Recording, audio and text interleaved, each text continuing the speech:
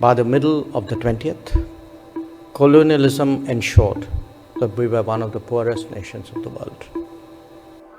Now, if you have reached a stage where you say an internet cut is more dangerous than the loss of human lives, then what can I say? India has always espoused a cooperative, inclusive, and consultative approach to international relations. It's a relationship that has neither ended up serving Pakistan well nor serving American interests well. External Affairs Minister Dr. S Jaishankar is garnering a lot of praise for his articulate and assertive replies on India's foreign policy during his recent press conferences as part of his US trip. Several of his statements had gone viral on social media. From criticizing the American media for being biased in his coverage of India, pointing out that colonialism had made India one of the world's poorest countries, and raising questions over the merits of the US-Pakistan relationship, S. Jaishankar had been at his best in smashing it out of the park with his viral statements. Here are some of Jaishankar's savage replies. For someone to say, I'm doing this because it is for counter-terrorism, when you are talking of an aircraft like the capability of the F-16, I mean, everybody knows, where they are deployed and what is the use and what is their capability. So, you're not fooling anybody by saying these things. So, the point is, we really think countries finally make their choices based on their own interest.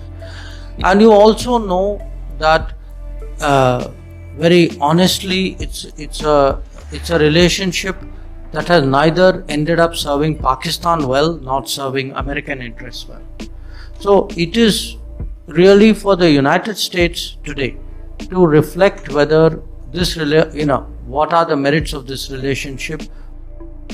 There was a big song and dance about internet being cut.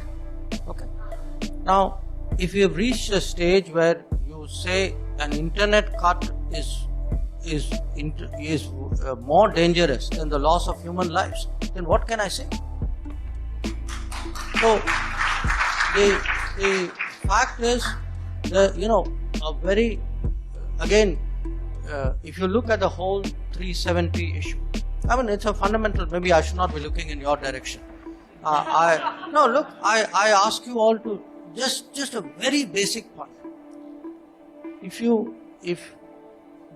What was a temporary provision of the Constitution was finally put to rest.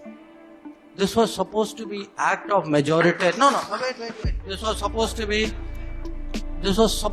majoritarian. Now tell me, what was happening in Kashmir was not majoritarian. So, I think the way facts are slanted, things are played up, what is right, what is wrong is confused. This is actually politics at work. This year, India turns 75, and we have a story to tell. In the 18th century, India accounted for about a quarter of the global GDP.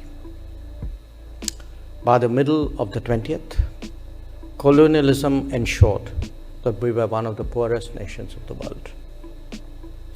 That was our state when we became a founding member of the United Nations.